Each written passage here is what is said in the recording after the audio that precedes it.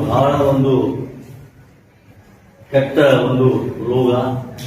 ಅದು ಮೊದಲು ಯಾವುದೇ ಗೊತ್ತಿಲ್ಲದೆ ಹರಡ್ತಾ ಹೋಯಿತು.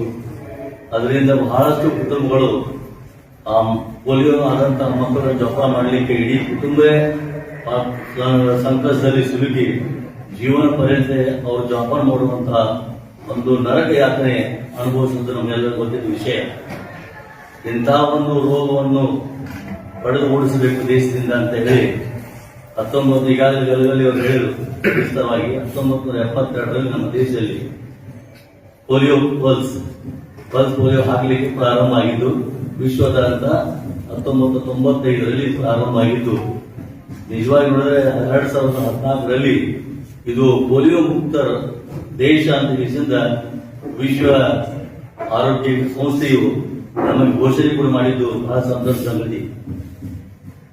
ಆದರೆ ಈಗಾಗಲೇ ಹೇಳಿದಾಗೆ ನೆರೆ ಒಂದು ದೇಶಗಳಲ್ಲಿ, ಅದರ ನಮ್ಮ ಪಾಕಿಸ್ತಾನದಲ್ಲಿ ಆಗಲಿ ಮತ್ತು ಇನ್ನು ಆಫ್ರಿಕಾ ದೇಶದಲ್ಲಿ ಆಗಲಿ ಕೆಲವೊಂದಷ್ಟು ಗೊತ್ತಾಗಿ ಈಗ ಅವರ ಮುಂಜಾಗ್ರತೆಗಾಗಿ ನಾವು ಕೂಡ ವೈರಸ್ ಇಲ್ಲೂ ಕೂಡ ಹಬ್ಬಬಾರದು ಎಂಬುದಕ್ಕೋಸ್ಕರ ಅದನ್ನು ದಕ್ಷತೆಯಿಂದ ಮತ್ತು ನಮ್ಮ ಎಲ್ಲ ವೈದ್ಯಾಧಿಕಾರಿಗಳು, ಕೇಂದ್ರ ಸರ್ಕಾರ ಮತ್ತು ರಾಜ್ಯ ಸರ್ಕಾರದ ಎಲ್ಲ ಸಿಬ್ಬಂದಿಗಳು ಕೂಡ ಇವತ್ತು ಜನರ ಒಂದು ಹಿತದೃಷ್ಟಿಯಿಂದ ಮಕ್ಕಳಿಗೆ ಪೋಲಿಯೋ ಡ್ರಾಪ್ ಹಾಕುವುದು ಪ್ರಾರಂಭ ಆಗಿದೆ.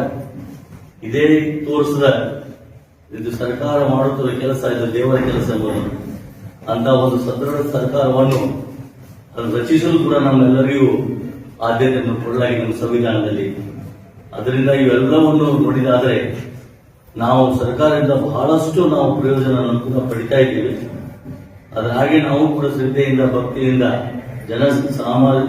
ಜನಸಾಮಾನ್ಯರಿಗಾಗಿ ದುಡಿಬೇಕಿದ್ದ ಬರೀ ಸರ್ಕಾರ ಏನು ಕೊಟ್ಟಿತ್ತು ಅನ್ನೋಕ್ಕಿಂತ ಸರ್ಕಾರಕ್ಕೆ ನಾವೇನು ಕೊಟ್ಟಿವಿ ಎಂಬುದು ಕೂಡ ಜನರಲ್ಲಿ ಪ್ರಜ್ಞೆ ಮೂಡಲೇಬೇಕು, ತಿಳಿದವರಲ್ಲಿ ಮೂಡಲೇಬೇಕು.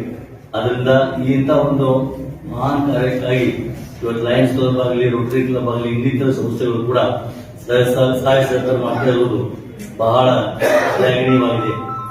ಇವತ್ತು ನಮ್ಮ ರಾಜ್ಯಾದ್ಯಂತ 64,60,000 ಮಕ್ಕಳಿಗೆ ಇವತ್ತು ಲಸಿಕೆ ಆಗ್ತಾ ಇದೆ.